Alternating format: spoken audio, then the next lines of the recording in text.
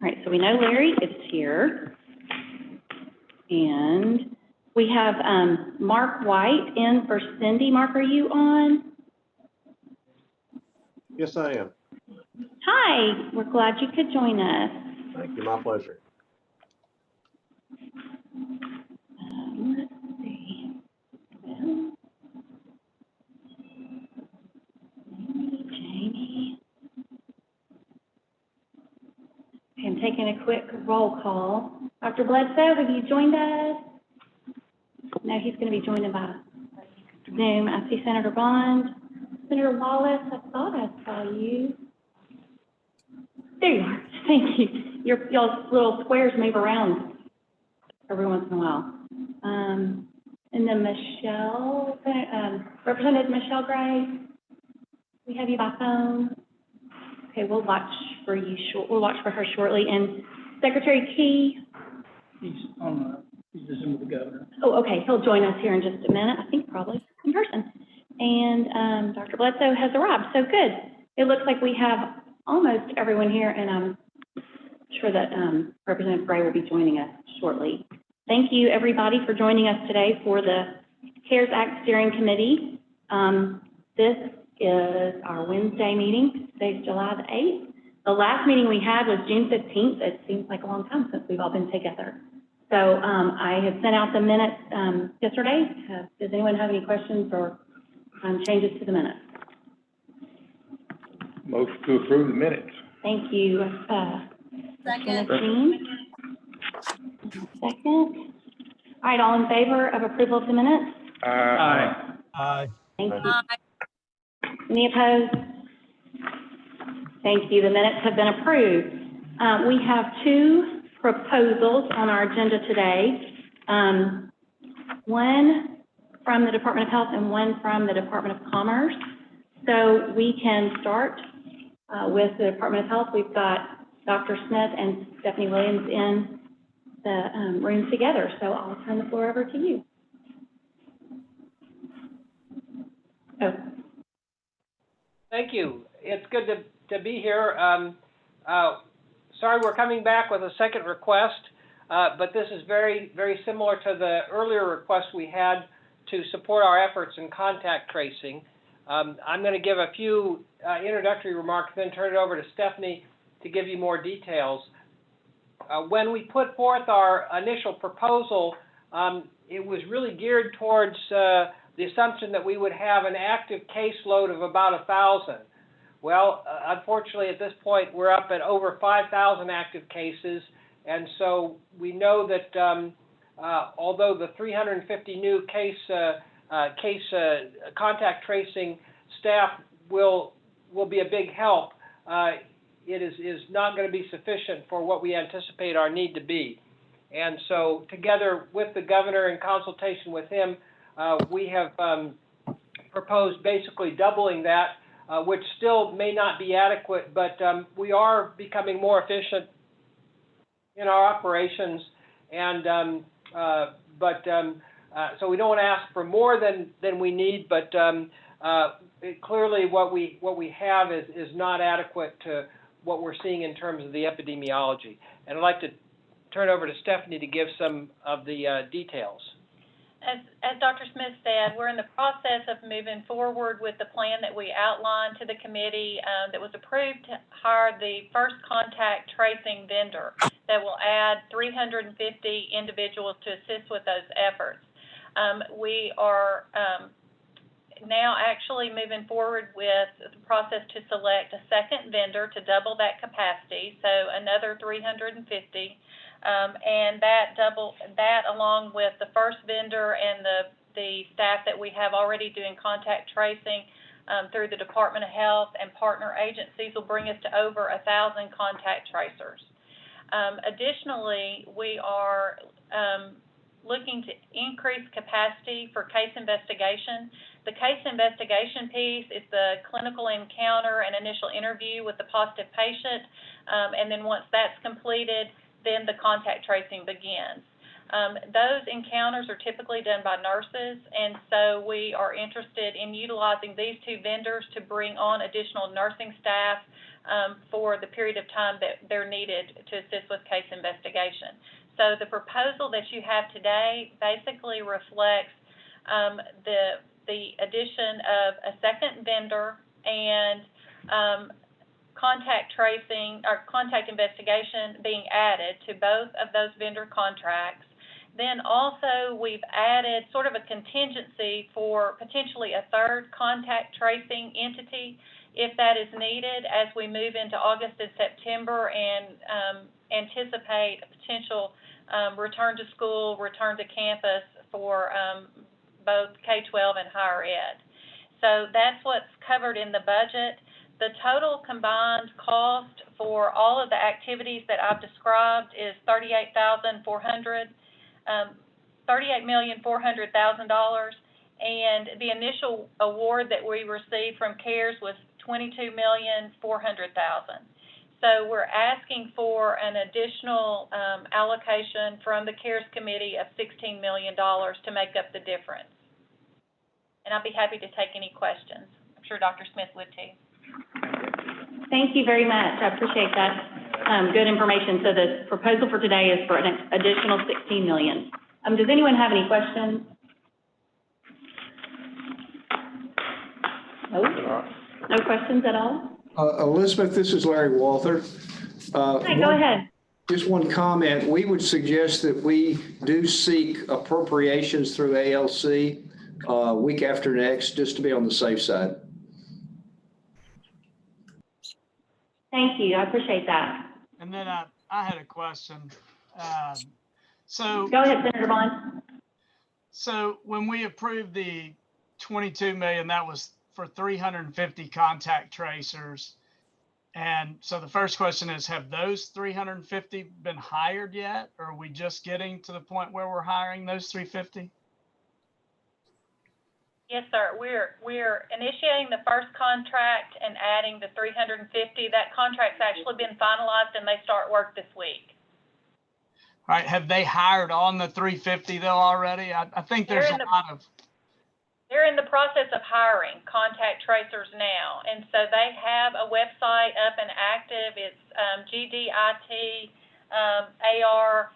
ARtracers.com, I think. Let me see if I can find the. And I think part of their plan to get us up and going more quickly is to utilize contact tracers they already have out of state at some of their call centers until they can get hired up here in Arkansas. Okay, do we know, are any of the 350 additional that we approved, what, a month or so ago, up and working yet? Yes, we know they already have staff. We know they had already hired staff. I don't have the exact number for today. The last inquiry that I made, I was told they had already had 20 staff, and I think those were maybe supervisory type staff, and they were in the process of adding additional. Now, they do have a website, and I do have that in front of me now. It's www.gdit.com/AR contact tracer jobs. And we did have a lengthy list of individuals that had contacted the department that were interested in working as contact tracers that we shared with them to get them started.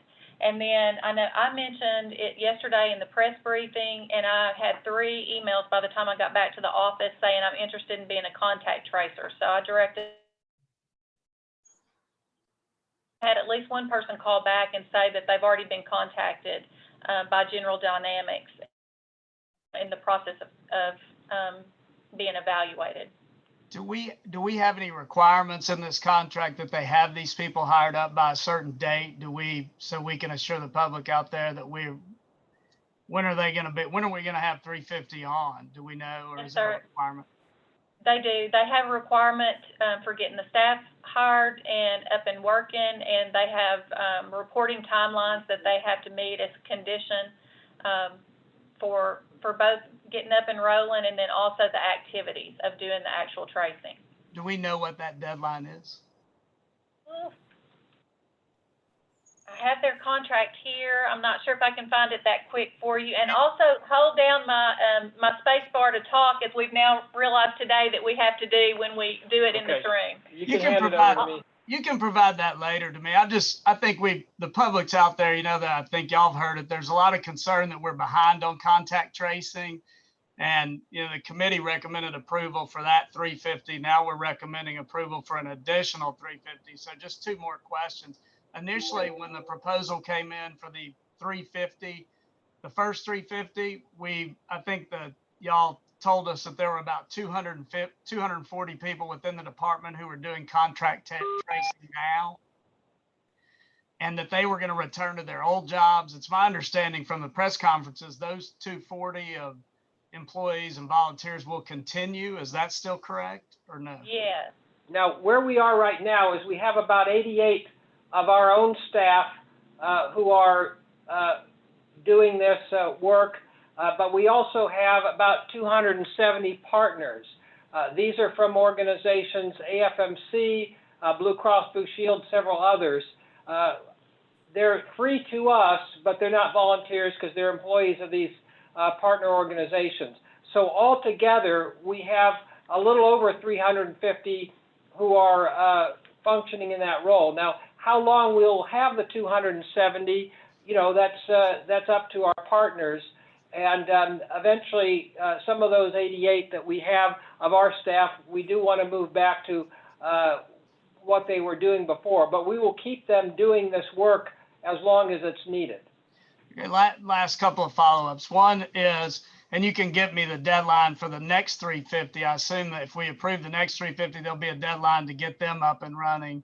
I'd like to know that. And then also, are there any pay requirements or hiring Arkansas residents requirements in these contracts that we're putting out, like the level of pay, these contract tracers, is there a base?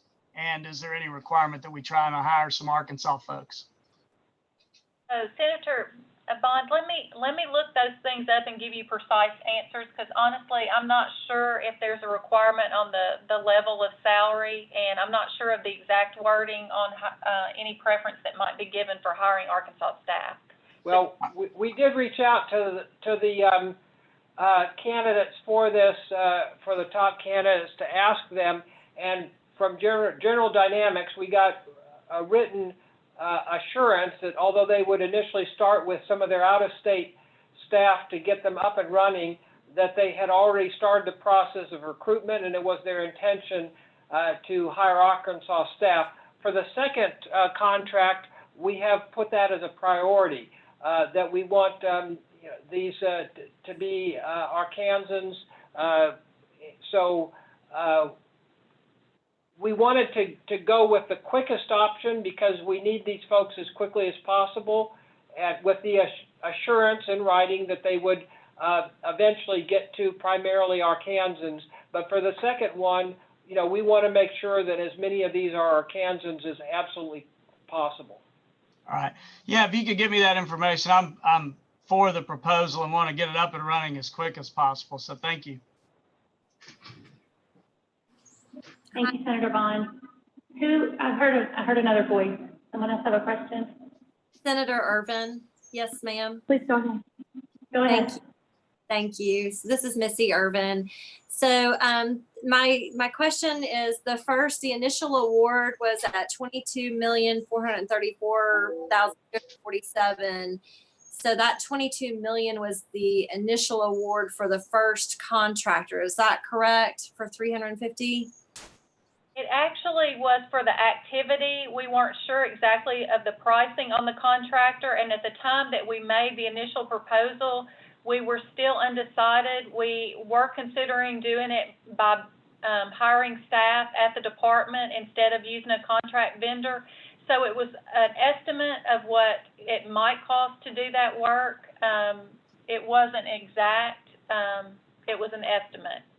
So we'll be able to utilize the funding that we've received through CARES to cover the majority of the expense for both of these vendors.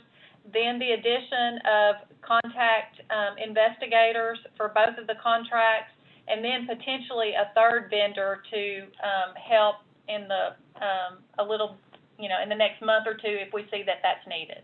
Stephanie, what is the actual size of what is the actual contract for this General Dynamics contract? What did it actually end up coming to? They're both almost exact, 12,900. So we were able to negotiate a lot better than we had hoped. So you mean 12,900,000? Oh, 12 12 million. I'm sorry, I keep doing that today. I think I needed additional caffeine after lunch. We're not used Sorry. to dealing in millions in public health. That's also true. No, I know. That's more DHS and Medicaid's, venue there. But that's why I was asking, because I didn't know if we were spending 22 million on 350, why it would then reduce to 16 million for 350. So that's why I wanted to ask that question, just to make sure we were getting, kind of a fair contract, to be quite frank. I mean, because we're giving authority for a certain amount of money. What I don't want to see happen is, we see that the CARES committee has awarded you, this amount of, so that's what we're going to ask for in the contract. So I just want to make sure that we're looking at that from a procurement point of view, to make sure we're getting the best contract or the best deal that we can from the people that can actually deliver the goods. And so that was one of my key questions. I think Senator Bond asked a lot of my questions as well. But are you planning with the 2 and the 3? I think personally that's probably a good idea. Are you looking at is this going to be full state coverage, or are you eventually, will that become a regional type thing, or how are you going to coordinate that? That's one question. And then if you do go down the path of 2 or 3 vendors, which again, I think would probably be the best idea, but how are you going to create consistency amongst those 3 vendors, as far as, are they going to be using the same questionnaire? Are they collecting the data in the same way? Are they going to get it to you in the same form so that it's usable across all 3 contract tracing entities? And then, internally, how are you going to be able to collect that and then utilize it? Those are my questions. Good. So all of the vendors are asked to provide statewide coverage, and they will all be using a standardized tool. It's the standard tool that we use, that's been vetted through the CDC and has all the information that's required. They will all be reporting into the same system. They will all be enrolling patients in the Sarah Alert system. So all of the systems that will be utilized are the same reporting tool, the same system. And so that should ensure consistency across all of the different groups that we might be working with to do this work. And then also, we will be doing the case assignments to these vendors, and we will act as the coordinator. So Okay. We'll make assignments to each. They won't be operating independently. We'll actively monitor that and be assigning cases as they come. Okay, and then last question is, thank you for that. Last question is, I know that other state departments of health are putting out various limited information about that they are gathering from that contact tracing for the benefit of the public, so that they can make an informed decision about perhaps where somebody who was positive with the virus may have been at a certain location or whatever. Is that something that in other words, how is this information then going to be utilized? And, obviously making sure that we're protecting people's privacy and clearly compliance with HIPAA. But I'm just curious as to how is that going to be beneficial for the public to make their own informed decisions? Is that? Yes, it's my hope, my intention that we have 2 types of data analyses that are outward facing, available, at least some of it to the public. One is, as you talked about, as we connect the dots, we identify, we've been putting that out in media releases and things like that. But once we have more real-time contact tracing and data gathering and data analysis, then we can put things out that are available to the entire public, that we're confident that they're accurate, and that we can update continuously. And because information data handling is part of our efforts that are being funded, we should be able to do that. The second type of data are quality metrics. How long it's taking us to contact people, all these things that really tell us how well we're doing.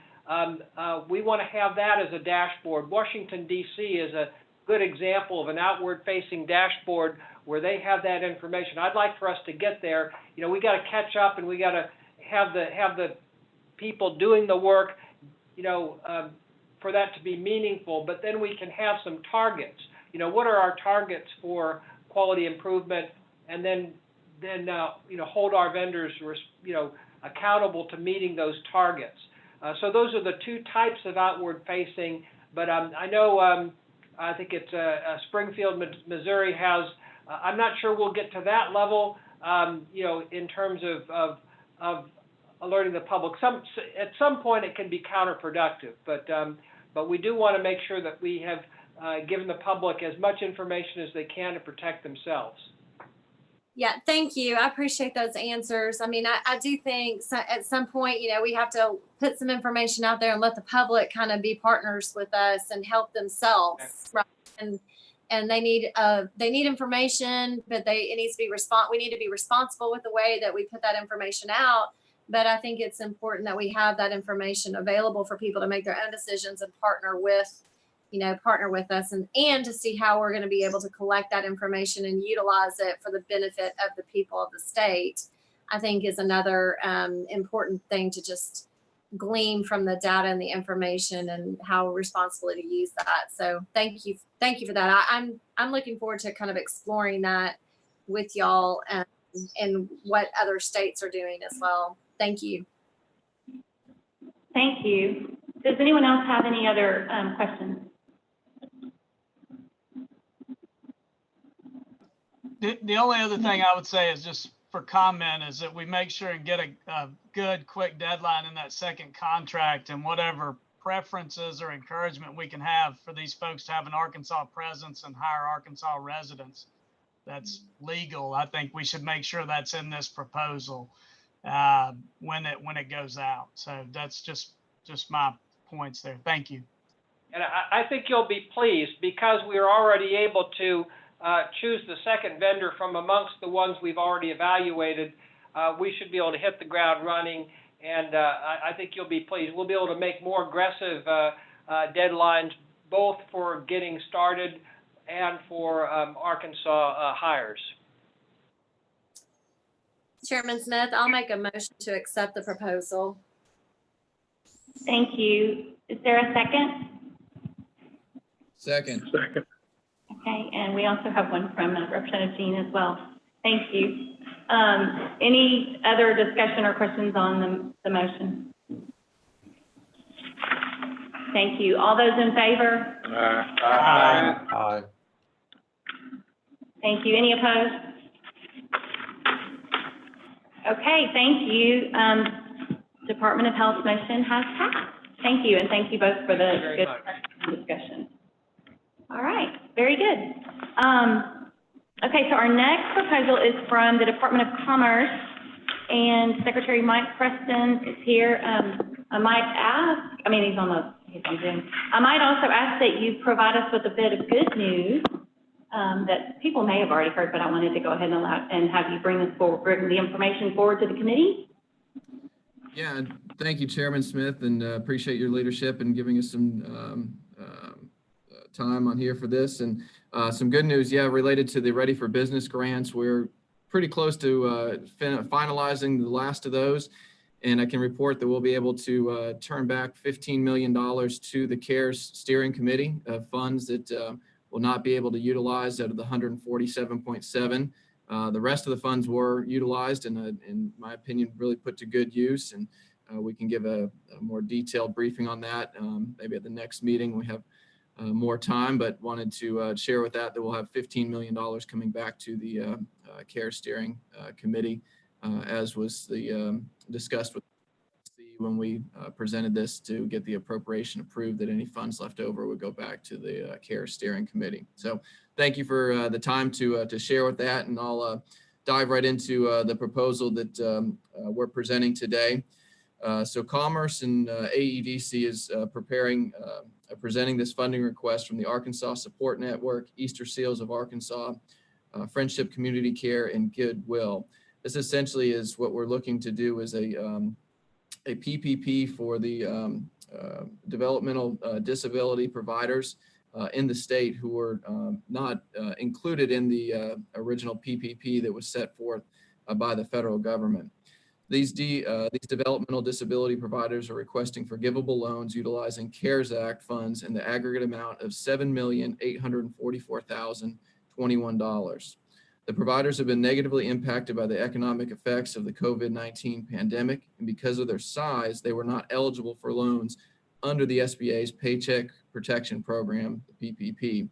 The funding proposal would allow for forgivable loans structured in a manner consistent with PPP, as we've summarized in the information that you have. We can go into more details if you have questions. Based on our review, I believe the proposal by the developmental disability providers has merit. It meets the economic support requirements of the CARES Act. AEDC is prepared to originate and service the loans to these organizations in a manner consistent with PPP, provided that the steering committee and the ALC approve the necessary CARES Act appropriation. We do have a number of folks on Zoom and on the line can speak to some specifics if you have it. We have Brian Marsh with Goodwill Industries. We have Dr. Evans with the Arkansas Support Network. I believe we have Ron with Easter Seals, Scott Kopis, who I believe is on the board of Easter Seals. I think I saw him on here as well. So we have some folks can speak to that. But that, Madam Chair, is a high-level overview of the program, what we're trying to get accomplished. And as you all know, that these providers, their support, thousands of jobs in Arkansas, but also thousands of individuals in the state who, have some type of developmental disability. They provide such a great service for these individuals, and they're an integral part of our state. And unfortunately, no fault of their own, have been, impacted by this pandemic. They kind of fell in that gray area where they were not eligible for additional funds through PPP and the federal government. This is an opportunity that we can utilize those funds. I know there's some questions asked about using it for payroll.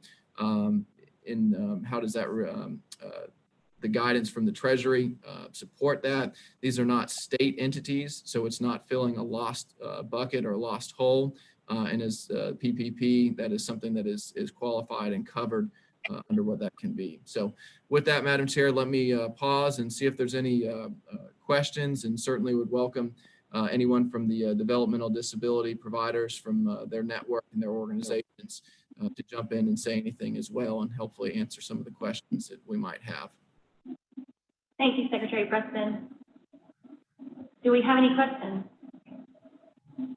Hi, this is Missy Irvin. Go ahead, Senator Irvin. Can you, I know I've been hearing, but can somebody give me kind of a lay of the land as to what has happened? Have they had to furlough employees or lay people off? If I would just really like to have kind of an idea of what's been happening as a report from them. And I think there's several on the line. So I'm interested to hear, what has been happening with their employees and the people that they're serving, if you don't mind sharing that. Yeah, I think that's great. And I can turn to Dr. Evans, if you're Ron, or Brian or Ron, feel free, whoever wants to speak for the group, or Scott, I know you're on there, I can see you join, so. This is Ron Ekstrand. I'm happy to speak to the question as it relates to Easter Seals. When we got the governor's orders not to have large events of more than 250, we immediately shut down a large fundraising event that we had. We've recently brought it online, but not being able to fundraise in this environment has been a bit of a challenge to make up some of the shortfalls. We ended up giving notice to 99 staff members of the need to close programs. We closed our adult day program and our 2 preschool programs. We're in the process of doing staged reopenings. Thus far, we've been able to keep everyone healthy. We've had no cases of positive COVID amongst any of the people we serve. We just had our first case of someone, a therapist who's tested positive. So our programs, we shut down in the interest of health. About half of the programs that we run. We attempted to keep as many people as we could. We furloughed 99. Actually, we gave notices to furlough 99.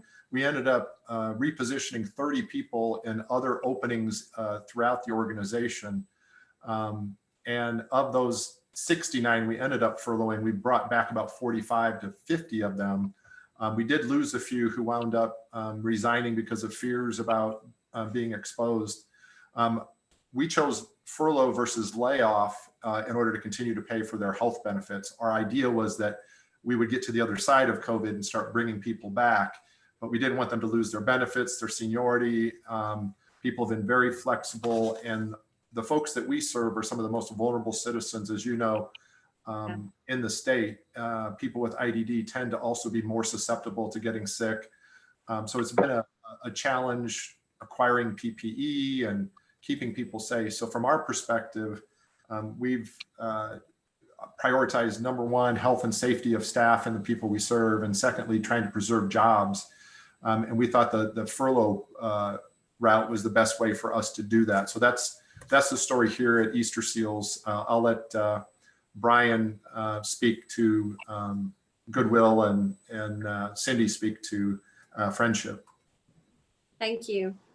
Hi, this is Brian Marsh with Goodwill Industries of Arkansas. As Ron mentioned, we took the same sort of practice as we came into the COVID pandemic in March, on the 13th of March, when the president announced a national emergency. We had approximately over 1,000 employees with us here in Arkansas. We carried those employees as long as we could. We actually carried them through the supplemental unemployment being available and offered here in Arkansas, and we furloughed over 400 employees. And we had the same ideology as Easter Seals. We furloughed them and we continued to pay their benefits. So they continued to get their health care and their other benefits as we were moving forward. In April, we carried them until a time period which was in April, released them, and since we've been drawing people back, we've actually drawn back we were down at 500. We have 840 employees today. We have over 140 openings across the state, and we're trying to hire people back because we have a number of people who have determined that they're worried. They're worried about being in the environment. Through this, we've operated our adult high school, the Excel Center. We actually had 66 students who continued in virtual learning in a virtual classroom, and we have over 130 students that will be starting up on Monday in a virtual classroom. So we continued that. We also continued with supporting employers in the state in operating our career centers, while we had pared back the number of career specialists in those roles. We're also supporting a number of our other programs as we go through this. Most of those are virtual and online, but we're in the process of ramping back up. We have had one store location that had a coronavirus positive manager, and actually 14 employees went on a 14-day self-quarantine. A number of those were tested and then came back after the 14-day period. But we move people from other stores. We're doing protocols to ensure that we're protecting the well-being and safety of our employees.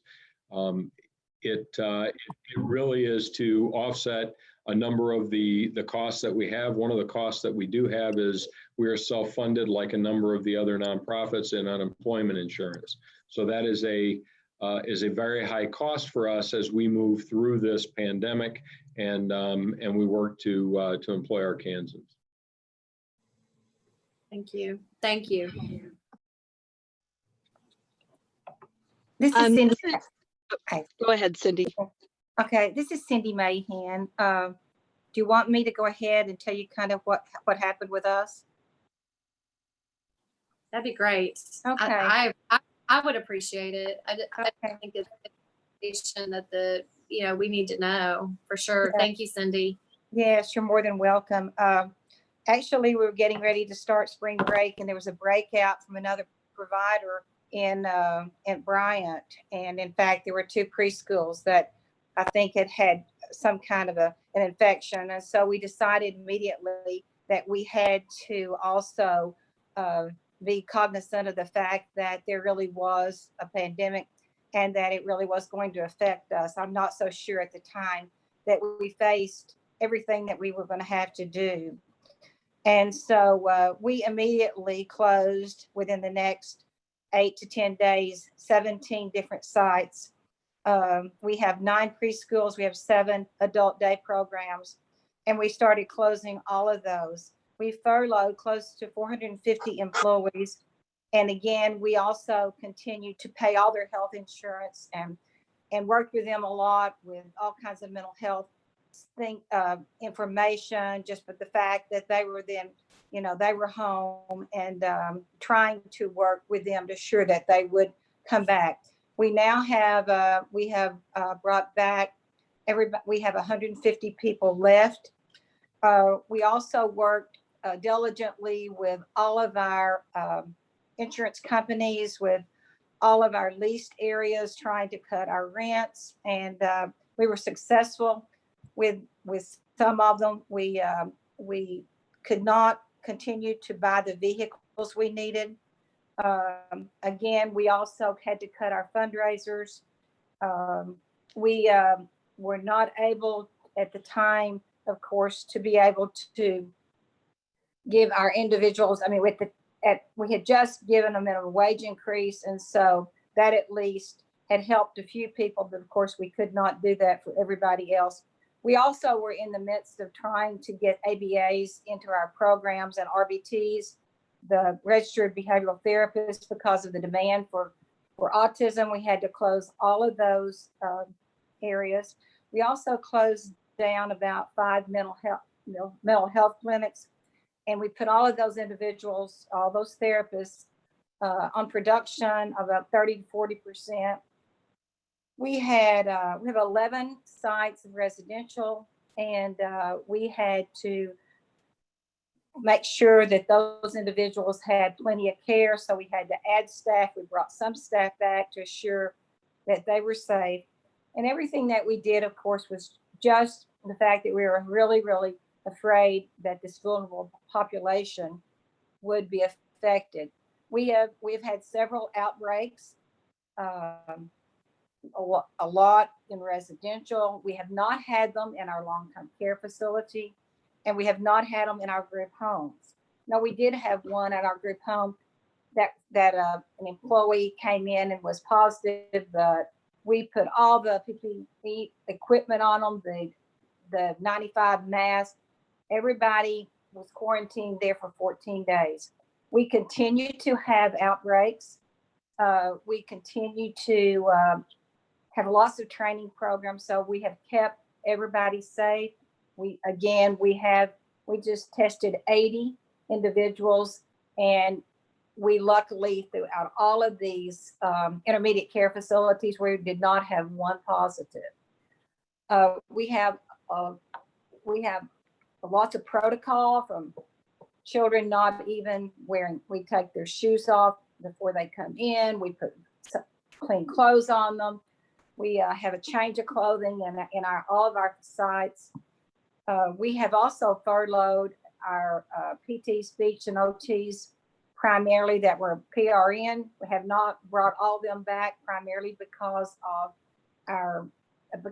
the individuals who have lots of disabilities, and even though they're needing a therapy, we're doing a lot of that virtually.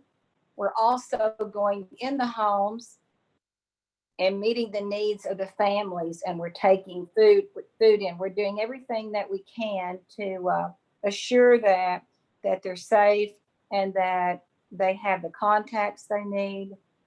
And we have about 1,700 employees. So I think that we probably done very well when nobody's ended up in the hospital. And many of our staff, our executive staff, have worked from home, but we brought everybody back the past 2 weeks into our sites. But we also have social distancing going on in all of our offices. Thank you so much.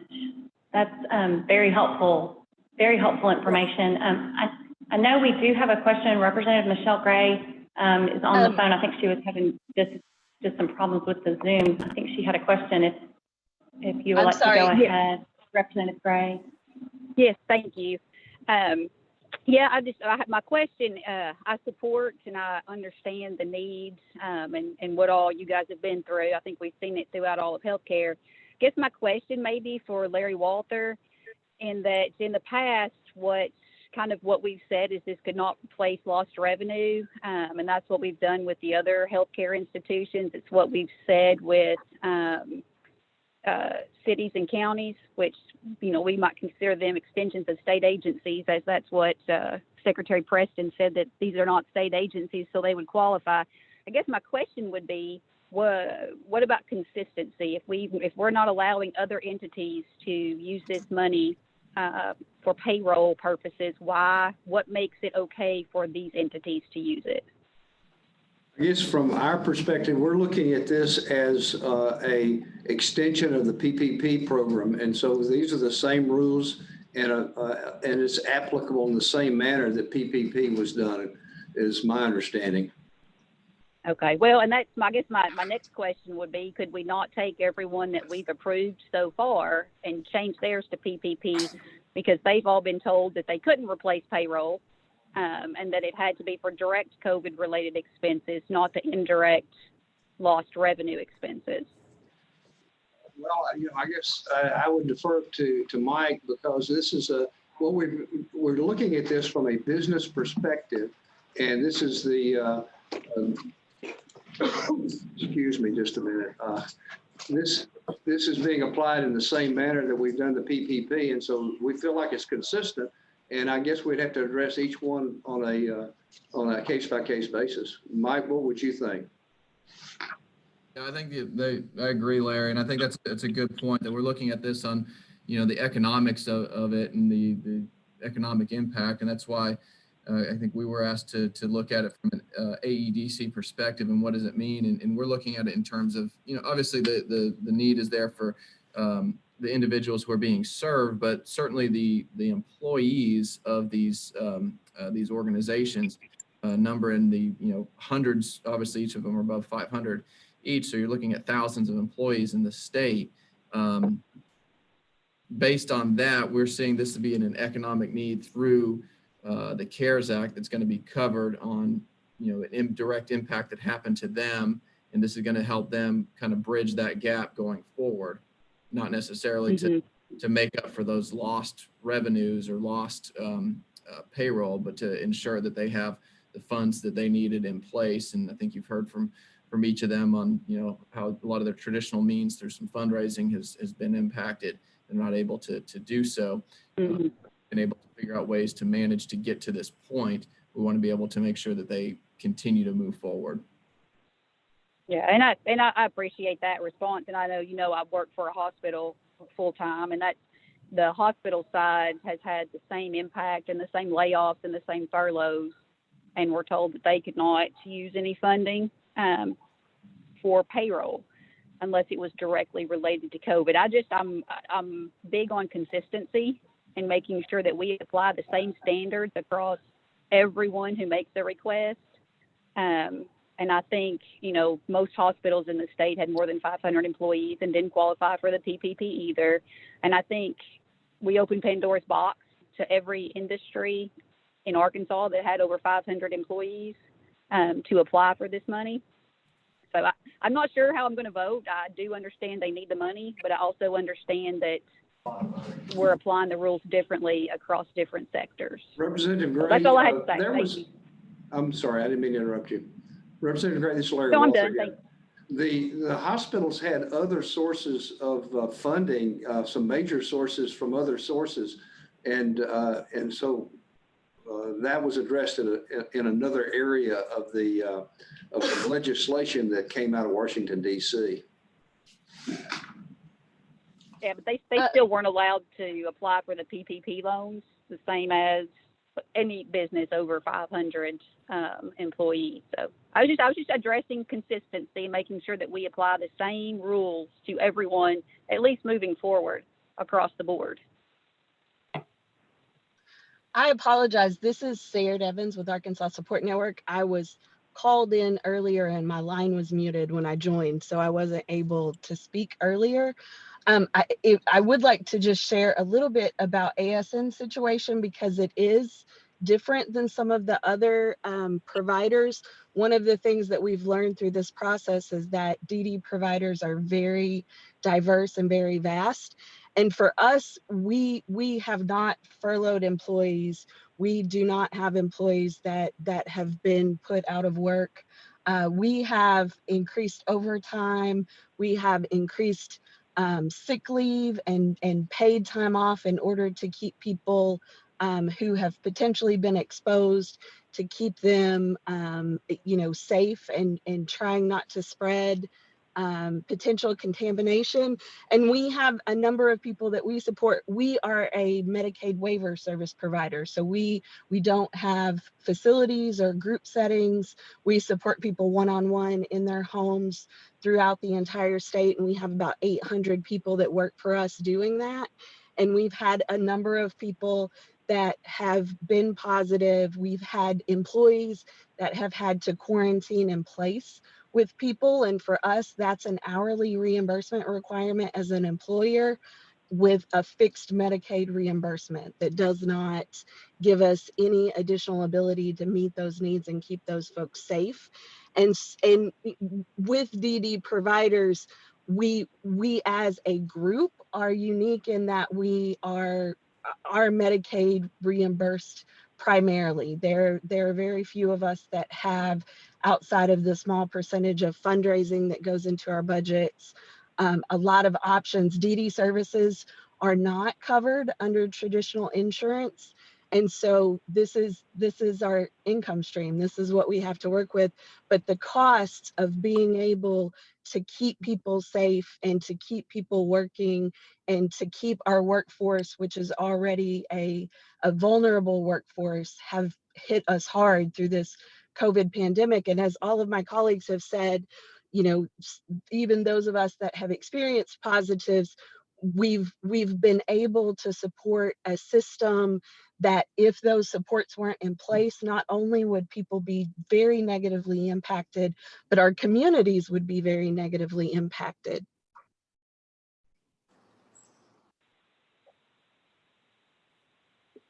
Chairman Smith. Thank you very much. Go ahead, Mr. President. Thank you. This is Scott Kopus. I am President and CEO of Baldwin and Shaw Construction Company, but more importantly, I'm a board member of Easter Seals of Arkansas.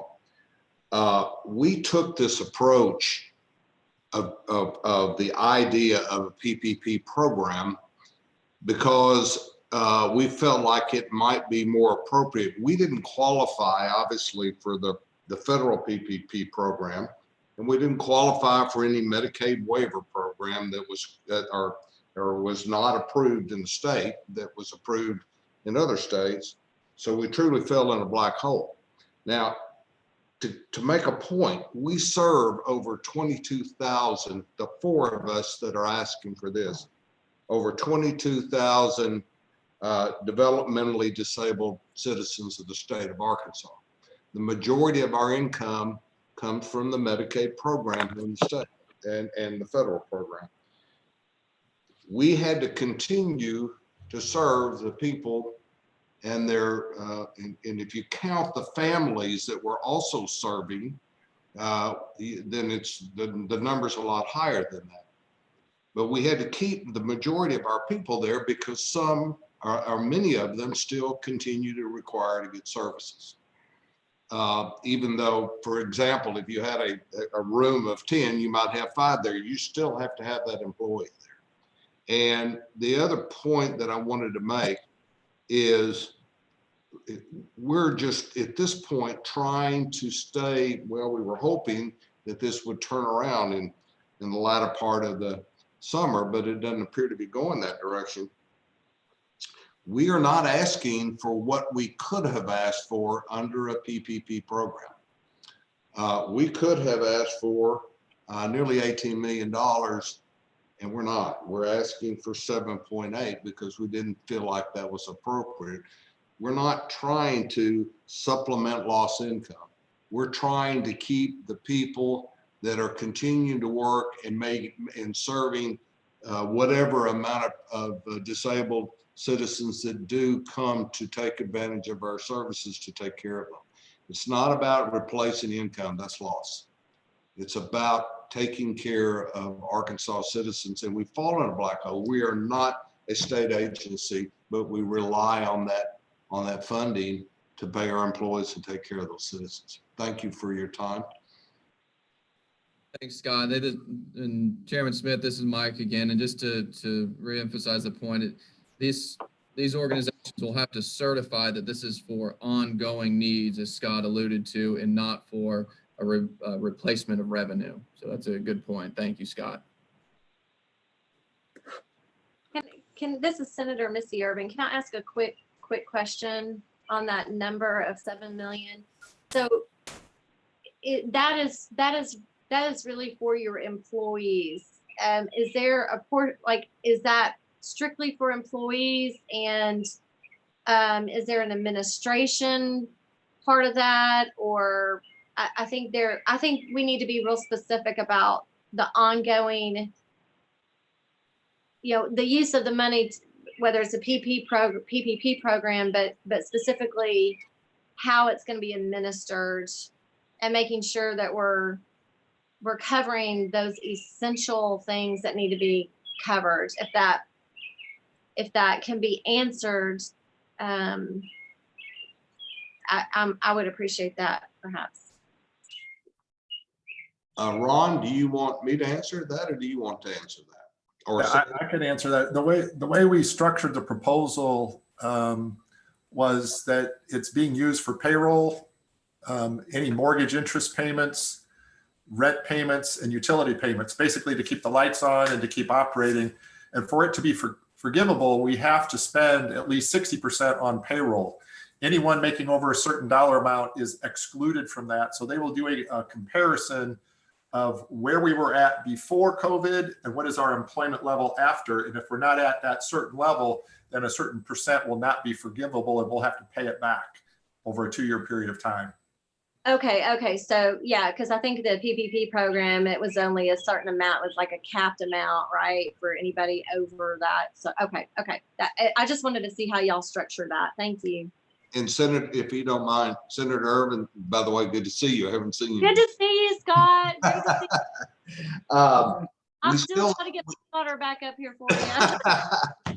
we still have to meet the what is it? CPEs, the amount we have to put in when we apply the FTE, full-time employment numbers. And then when we ask for forgiveness, we're looking to keep those numbers at or above what we applied for. Right. And so it is clearly an incentive to keep people working or add people back onto the payroll. Right. Yeah. I know you have to kind of run the numbers to see if it's going to work out in your favor or not. So that I was just curious. Thank you. I appreciate that, Scott. We have a question here in the room from Representative Jean. Mike, we said we had 4 entities. Who are the 4 entities and how many employees do they have total? So it's the Arkansas Support Network, and you heard from Dr. Evans. They have 827 employees. You have Easter Seals, and you heard from Ron. They have 546 employees. You have the Friendship Community Care. You heard from Cindy. They have 1,522 employees. And then Goodwill, you heard from Brian. They have 1,026 employees. And a follow-up? Yes, please. And we also, in small town Arkansas, we have people like Abilities Unlimited and Magnolia Specialized. They were able, since the employees were so low, they followed on the first round of the That's right. They were able to qualify for the PPP, and I know this organization, they've done a survey of those, and it seems like nearly all of them in the state were able to qualify and receive the PPP. Okay, thank you. Mm-hmm. Thank you. Does anyone else have any questions? Madam Chairman? Yes. When Go there are ahead, any more Secretary questions, I would like to make a motion. Okay. We have a second from Representative Allen. Is there any discussion or other questions? And I think we have heard from all of the representatives of the Developmental Disability Association. So if anybody had any other additional questions from any of them or any discussion, please let me know. And then I don't know if Representative Gray was able to call back in. She's had trouble with her line. She sent me a text. I don't see her again. Okay. All right, let's go ahead. All right, no, now I can see everyone. Are you all ready for the vote? Yeah. Okay. All those in favor, please say aye. Aye. Aye. Thank you. And are there any opposed? I know Representative Gray had asked me to make mention of her. She would be opposed to this, so I'll make note of that. And I'm sorry she's had trouble with her communication. Did we lose? I hate that. I mean, it's kind of weird. Did we lose anyone else? But it's hard to tell. Jeremy, did you notice if we've lost any other members? Okay, good. Thank you. Appreciate that. Okay, so the motion has passed. Your proposal has passed, and I appreciate that. And we will look forward to seeing how this pans out. Thank you, and thank you all for your presentation. Thank you so much. Thank you. Thank you, guys. Thank you all. Appreciate this very much. Thank you for your hard work. Okay, now the next item on our agenda I listed was planning for future meetings. And for those of you, the committee members, I've provided over the course of months, we have received a listing of the proposals. And as we receive the proposals, I've made sure to send those out to all of you. And we have, I've tried to do a good job of organizing them. There's a lot. We've received a lot of different proposals over the course of time.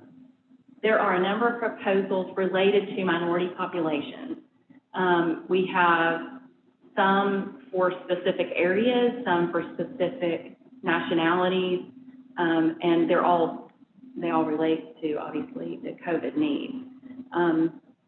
We have the first one that came in was the Arkansas Black Hall of Fame request, and it was a $300,000 request for them to be able to set up a grant program to provide education, screening, food, and other assistance for COVID patients, as well as people who have been exposed or family members, in order to meet the needs in those communities. The way that the grants would work, they would receive, it would go through a fiscal intermediary. And I believe that we're in process of getting all of those things lined out for that. So that's one of the reasons we haven't brought that forward to the committee. I just wanted y'all to know that we have received that, and everyone does have a copy of it. There will be additional information coming forward before we bring it to you, so that you have the details related to the fiscal intermediary and what the requirements will be for the grant. The next one that we received is from Coalition for Tobacco-Free Arkansas, and they requested an amount of $50,000 for educational materials to target communities of color, primarily African Americans, that are suffering disproportionately from the COVID-19 disease as well as subsequent death. And that proposal is pretty basic, so we'll want to review that and get an idea if we need any additional information from that. Secretary, Go ahead, please. is that from Catherine McDonald? I couldn't hear you. Is that from Catherine McDonald's? Yes, that's from, I believe that's Catherine McDonald's group. And then we have the next proposal that came in was from a group that's called the Marshallese COVID-19 Task Force. And I know that there are some other groups, that this task force brought forward a request simply asking for treatment for assistance with testing and treatment and for COVID education and for outreach. And it was a very broad request. It didn't give us a specific dollar amount. It just basically made a request for assistance. And so we know they need assistance. We have spent a lot of time trying to work with that group that made the request. There have been a number of people from the governor's office who've been in contact, some people in, obviously, the Department of Health who had contact with these populations, and then some others were trying to reach out and identify the exact needs and what the dollar amount is that needs to be addressed. There's also, we've heard that the Arkansas Coalition of Marshallese is also working on something. So what we'd like to do is make sure that we look at those kind of as a whole. The next request we have was received by the Northwest Arkansas Council, and it is for $6,553,272. The Northwest Arkansas Council, y'all might have heard of them. They did make a presentation to the Public Health Committee a couple of weeks ago, I think, or maybe last week. And it includes the Northwest Health, Mercy Hospital, Washington Regional, Arkansas Children's Northwest, the U.S. Department of Veterans Affairs. And this organization has put together a comprehensive plan for COVID-19 contact tracing, testing, and coordination for the special populations in Northwest Arkansas. So that would cover the Hispanic or Latinx, as well as Pacific Islander populations. And so we've been in contact with them in relation to the request we received on the Marshallese COVID-19 Task Force request, because those two kind of go hand in hand. And there may be some things that that will be covered by the Northwest Arkansas Council that have been requested in the Marshallese request. So now you're kind of understanding why I kind of want to have us meet and talk about all of these together. We have one more that I'll tell you about, and this is a very comprehensive request. And it looks like a lot of time and effort has been put into this as well. This is called the Arkansas Community-Based COVID-19 Ad Hoc Committee. And their request is for $11,153,000 to cover 10 categories or subject matters that include healthcare, education, business and economic development, food service, childcare, government, elections, youth, senior citizens, and agriculture. Some of these things have been addressed by some of the proposals we've already seen. Some of these are listed in the other four that I have just listed. And basically it says those are for those who live in the Delta and other low wealth areas. And they've listed the top 10 counties, and they're asking to secure pandemic resources to mitigate the issues created by the existence of COVID-19 in those areas. And we received this from Representative Murdoch, as well as a letter of support from Senator Ingram. And so what I'd like to do is make sure that you all have received all of these proposals. I will gather any other additional information that we've been able to receive, and then we're pushing to receive the rest of it related to either the Marshallese and then the Arkansas Black Hall of Fame request. And then what I'd like to also do is have you all take a chance to read through them, look at them if you can take the time to kind of look at them all at the same time, so that we can make sure if we've been able to cover something that needs to be covered in one proposal that may not need to be covered in another, or if we've got a gap. I mean, my main concern is that we would have a gap.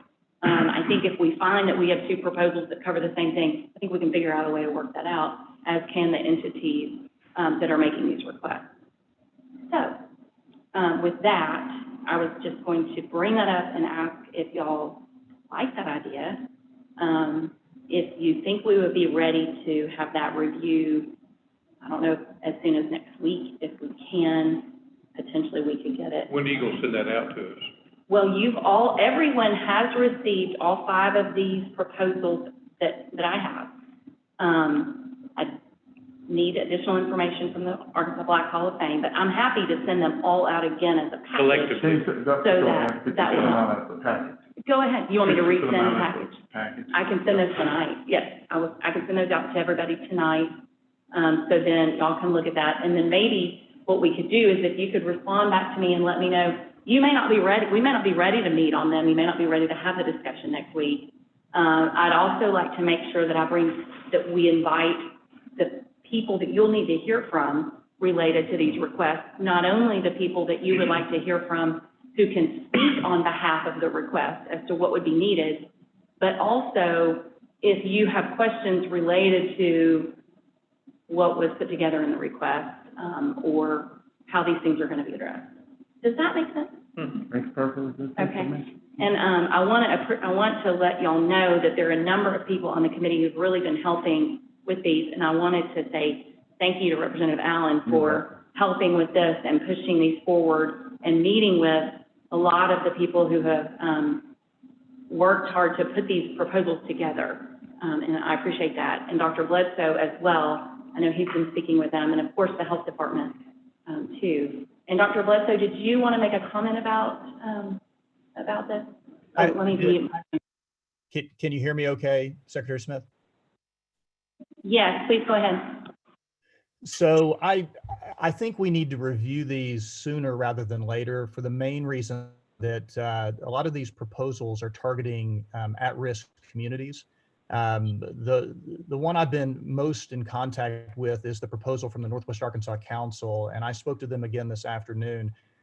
Their proposal is really working with 2 populations with high risk for COVID infections, as well as problems if they develop the infections, the Marshallese community and then the Spanish-speaking community up in Northwest Arkansas. And I know that we've had other initiatives that are targeting those 2 populations, but I'm very concerned about what's going on in Northwest Arkansas. We're seeing a rising number of cases in COVID.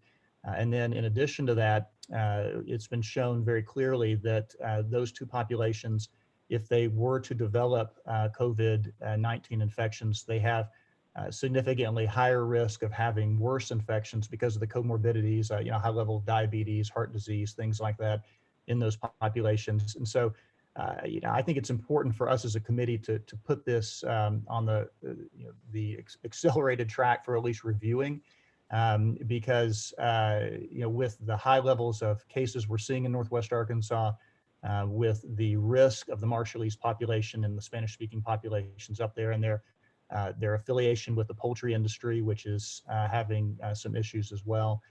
And the significant severity of the infections that they can have once they develop these infections, I think it's a high priority.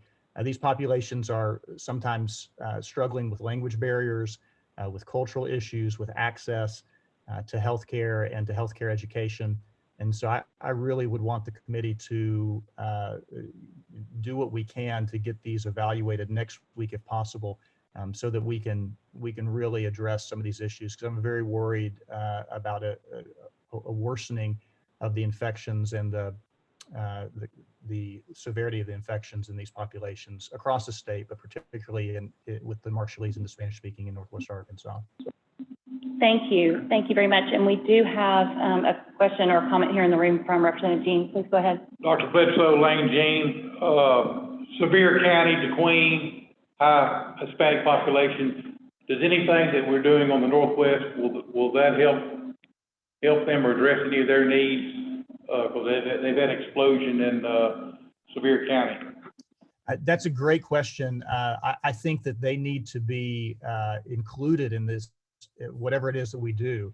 The Spanish-speaking populations across the state need a lot of help with the COVID-19 prevention, and then also access to testing and treatment, access to healthcare if they do get the infection. The proposal that the Northwest Arkansas Council has submitted, I'm not sure if it includes any of the populations outside of Northwest Arkansas, but certainly we need to be addressing those populations around the state, whether they're in Northwest Arkansas or they're elsewhere. So I think the health department is already doing some things, but that might be something that the committee needs to request of the health department, is just what are the sort of things we're doing to target these populations outside of the various regions, and to make sure there's a cohesive plan going forward, because I agree with you. I think it's very important. Thank you. That is one of the reasons why I'm glad I brought this up today, so that we could have the opportunity to say these kind of things now, at least to get these conversations started. One of the things that I know about the Northwest Arkansas Council proposal is it is specific for the special populations. So what they will do is have people who speak Marshallese and people who, you know, they are planning on utilizing Marshallese people as well as Hispanic, even from the particular community. So I appreciate you mentioning that. And so we'll look at this kind of from a statewide perspective, and check with the health department too, to see what's going on there.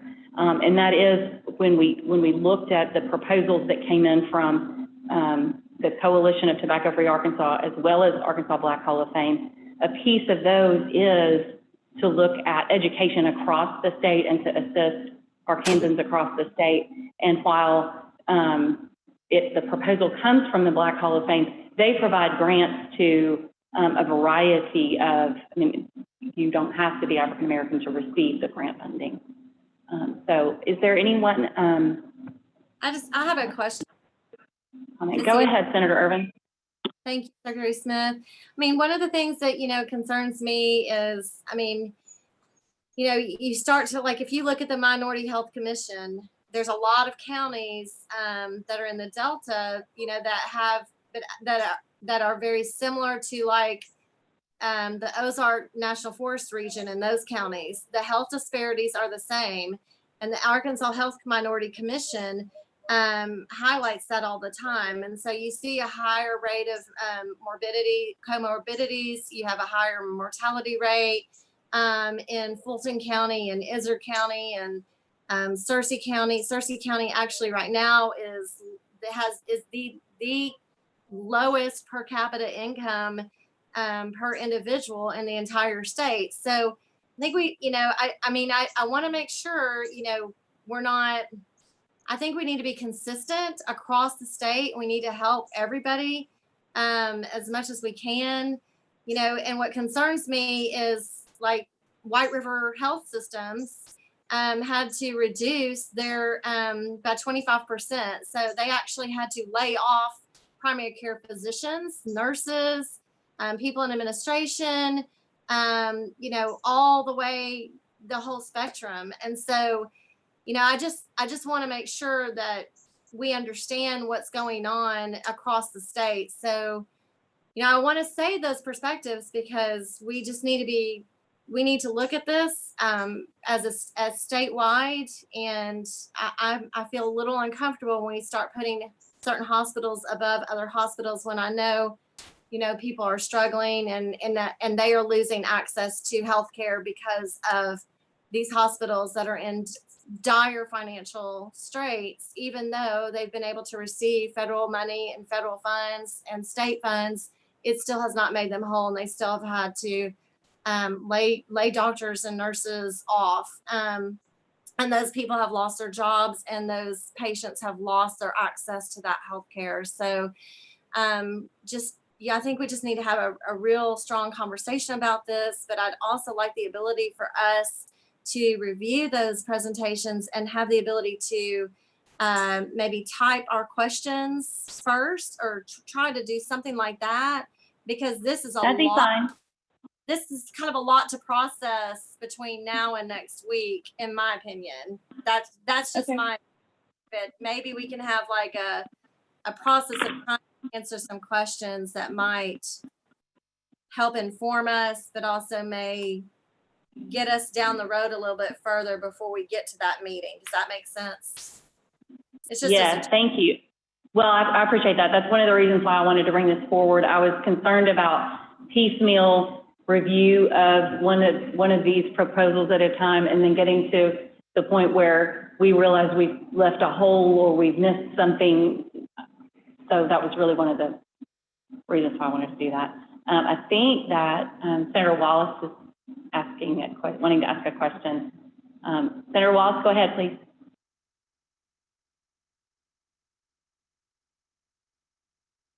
You're still on mute.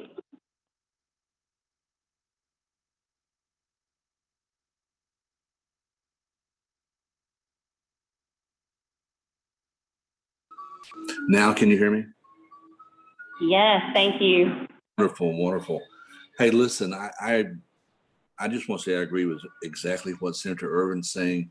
We've got to make sure that this is a level playing field, that entire Delta area is in bad shape.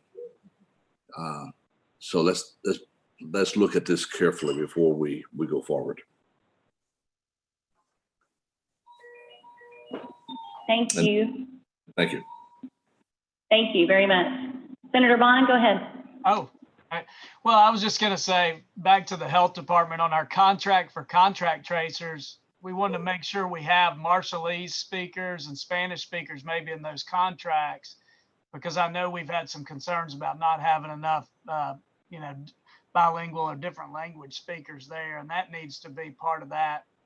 Then two, is DFNA going to weigh in on these individual proposals? The concern about how to get this money out in the quickest, but also the best manner.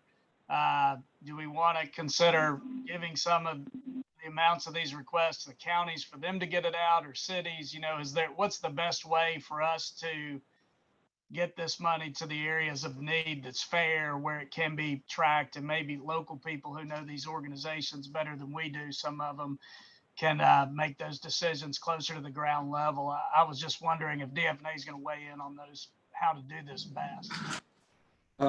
First of all, we haven't seen all of these proposals. I was unaware of a couple of them that Secretary Smith mentioned, but one of the things that we do that we insist on is the ability to track and source, and then so that it'll pass the audit when we finish. So that's I agree with what you're saying, and we'll be in the middle of all that. Thank you. And Senator Bond, I like the thought of, are there some things that are better addressed? I don't know if it's better addressed, but I like the thinking on that. And that's another reason why I think we really ought to look. It may end up being a long meeting. We may want to consider, what I'll do is I'll send these all out again tonight. I'll give you guys the opportunity to review, and then if you'll just reach out to me, either email or whatever, and we can kind of think through, and then I'll check with, we'll make a decision about what's the best timing for our next meeting related to this. And then also, if there may be a piece of this that we might feel comfortable taking forward, but addressing some of the other needs later, like the contact tracing may be something we do want to go forward with, but some of the other things maybe later. Representative Jean, go ahead. Well, maybe we need to vet this maybe next Wednesday. Mm-hmm. And then we've done this before, have our next meeting either the Monday or Tuesday, the next week. So we can have it for a vote. Oh, and we could have it for the Friday, let's say the meeting is the week of the 24th or whatever that is. Okay, that sounds like a pretty good idea. Well, we'll discuss It's not a that. motion. And it's not a motion. I like that idea.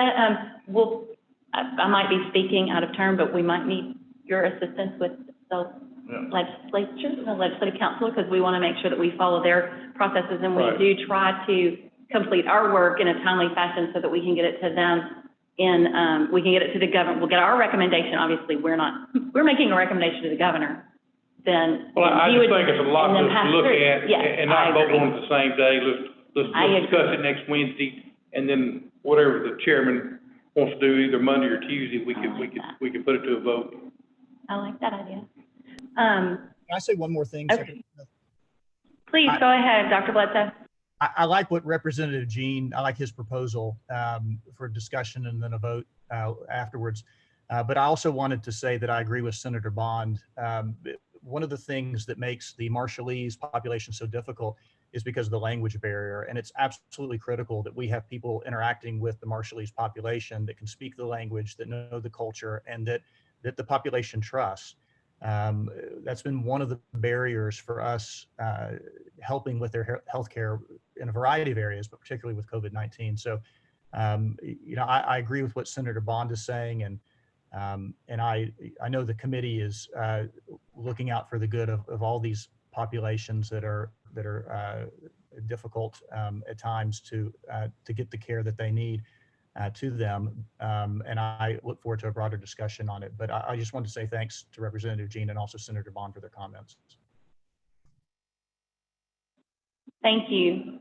I appreciate that. Does anybody have any other thoughts related to the minority, low wealth, the kind of list that I came for? Secretary Go Smith, ahead. would you reiterate what we plan on accomplishing at the next meeting on Wednesday? What projects are we to address so that we can be ready for the following week? And I guess a follow-up question to that is, do you know of any proposals that we will be hearing in addition to that? There are several others that we've had for some time. Are there any that are ready to be moved forward to the CARES steering committee and then on to the approval? Okay, so other than the 5 that I listed just now, one potential would be related to the public broadcasting system, PBS. We do have a proposal for them for, it's approximately $5 million in order to get broadcast. I stumble over my words because we've talked about broadband for internet, but broadcast would be for television. And we have large areas of Arkansas that do not have the broadcast. They will be able to, as I understand from the proposal, get the towers up and built fairly quickly. Most of the money, I think the total amount would be 6.2, but 1.2 of that would not be able to be spent until after January. But the beginning of the work would be able to happen within this calendar year to comply with the CARES Act requirements. And so they have made a presentation. They have sent a proposal in. So if that's something the committee would be willing and interested in considering, we could review that. We also have another piece that would be pretty large, large in dollars, and potentially a discussion is related to the tourism industry, travel, tourism. We've had proposals from the hoteliers. We've had proposal from Little Rock Convention and Visitors Bureau, which opens the question of all of the Convention and Visitors Bureaus throughout the state. Going also back to Senator Bond's point, is that something that we should possibly look at for the municipalities or the counties? And then we have received a draft proposal from Secretary Hurst from the Department of Parks, Heritage, and Tourism that would be comprehensive to review for all of those potential issues. And so I think we may want to look at that at its own meeting as well, if that makes sense. I don't think we could cover both things in the same meeting. The other things that we have on in our list that hopefully you guys have received, and I can send through just a listing to you to make sure. We have gotten another proposal related to pediatric, not another, but a medical proposal related to immunizations from pediatrics. We have a proposal from UAMS related to some renovations, campus access, and working on education and research programs. We have funding from the Department of Agriculture for meat processing facilities, federally qualified healthcare centers, something called CardioWise. We've addressed EMS, we've addressed Heart Hospital. I don't think we covered everything they requested. We have something from ARC, Greyhound Breeders Association, ACE scholarship request, a small business association related to small business assistance with utility bills from municipal utilities. And finally, 2 more. International Code Council has made a request for assistance with municipal code funding to allow for electronic means to go in and do virtual approval of whether or not an inspection is up to code. And then Senator Elliott also gave a recommendation for how to disperse the funds. And then I think we did get a request today related to the long-term care, the LTAC type facility. So I sent that over to DHS for review. I think that covers everything we haven't already addressed. Does anybody have any questions or anything else for the good of the order? Motion to adjourn. Second. I don't even need to take a vote on that. Granted. Thank you all. I appreciate your time today, and we'll be back in touch about our next meeting. Thank you. Thanks, guys.